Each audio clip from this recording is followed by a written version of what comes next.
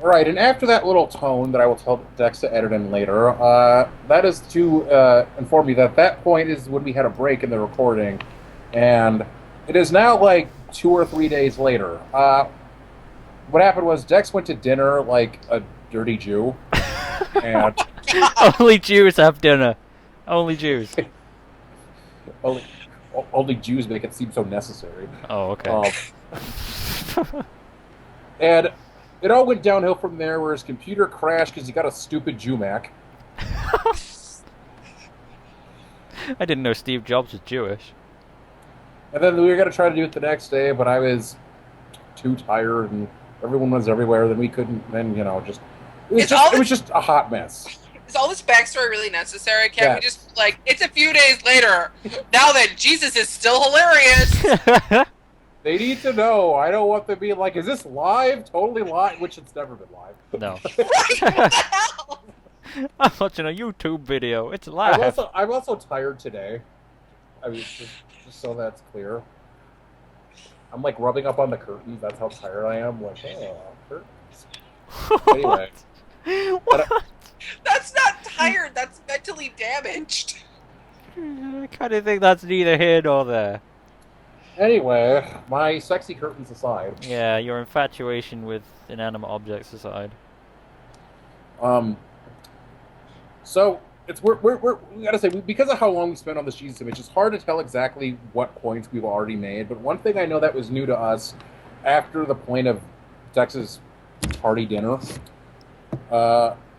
was these papers here on the ground at in front of this judge here, this sobbing judge, which is and on them are a couple of bills that we have passed in the annals of American history.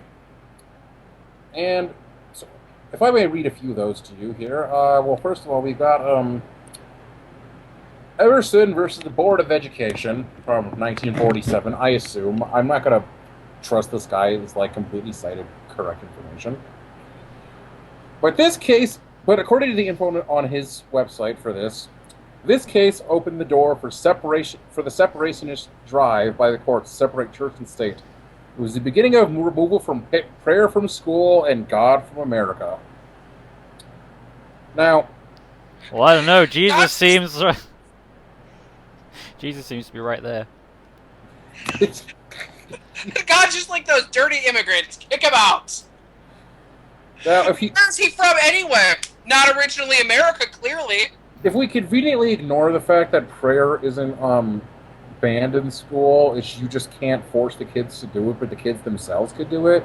Oh, and the fact that of all the other places where God still firmly remains in America, basically because being a Christian conservative means conveniently forgetting everything.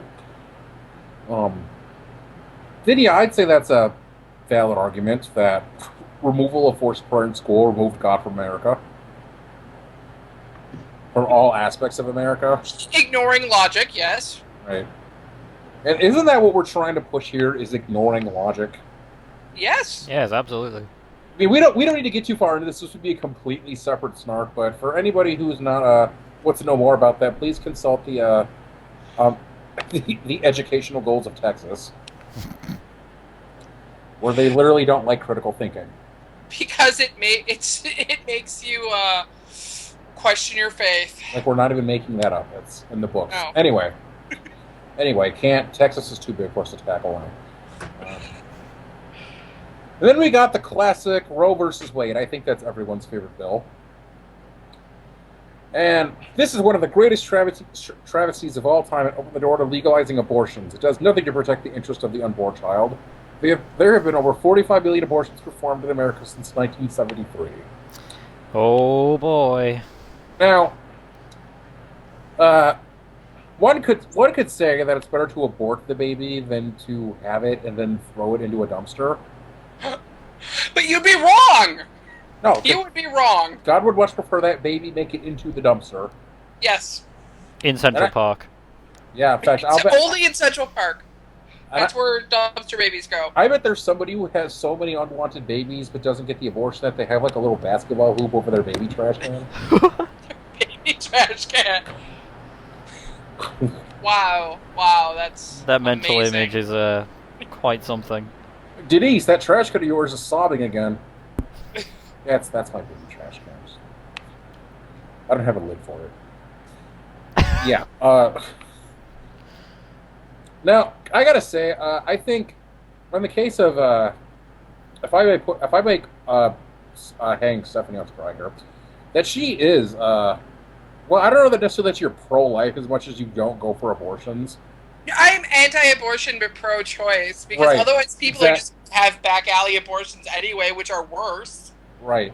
And the thing for me is that it's not so much that I'm pro-choice, is that I'm very anti-pro-life. Because I don't think that abortion should be a means of birth control. I mean, I'm up there with the, yeah, rape, incest, maybe you shouldn't have that baby.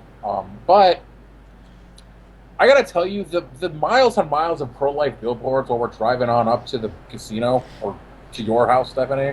Yeah. Just like it's just absolutely nauseating, and they say shit like "babies, God's finest creation." And they're always the ugliest babies you've ever seen. That's the worst part. That's because they're white babies. But then you see that like God's finest creation, a baby, and you're just sitting there thinking, I think he did a better job on the kitten. Really? Now, if they were trying to outlaw cat abortions, everyone would be behind that. No, kittens everywhere. So, Right. so the main reason you want people to get abortions is so they would get rid of a load of billboards. Is this what you're saying? Is this what I'm understanding? Well, I'm not sure it would necessarily help the billboard situation unless you like ballistically launched the aborted fetus in the billboard. What? Wow. Ew. Wow. Ew, that's There's also one hell of a mental image. You're just like into splattering babies today, Richard. well, you know, I on many occasions of my life, I've imagined like babies on like diaper commercials that piss me off being impaled on like stalactites or stalagmites, depending on my mood. Are you the secret author of BabyDeathJokes.com? I'm not. I actually. Oh. I'm not really a big dead baby joke person. I'm not saying I don't enjoy baby death. I just. You just don't think that baby jokes are funny It doesn't because you're need- like, it well, doesn't need yes, to be that phrased- is what should happen. It doesn't need to be phrased as a joke to be funny. Anyway.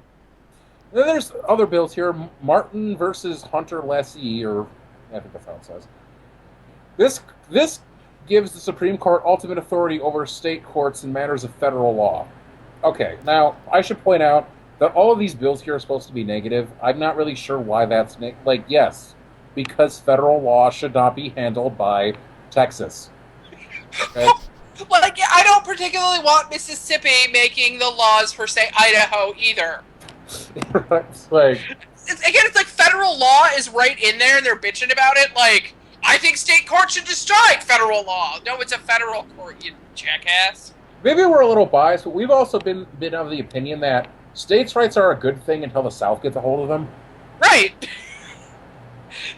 I mean, I think that's constantly what it is. This is why we can't have nice things like states' rights. The South. Everybody remember segregation? No. Protect white rights? I'm just going to hang my Confederate flag back here. And they do. Mm-hmm. Gibbons versus Ogden gave Congress power to regulate interstate commerce. That's a bad thing, apparently. Commerce Which is a again, terrible like, thing. What the hell? Why is that bad? I could be like taking this out of proportion here, but I feel like that's basically saying if Texas wants to have an exclusive drug trafficking deal with Tennessee, they should get to have that. Or slave trade. Right. Like, yeah, I need about 30 black guys filled with coke. Not cocaine, just Coca-Cola. I pick cotton better when they're caffeinated. God damn it, open the truck, I need to piss.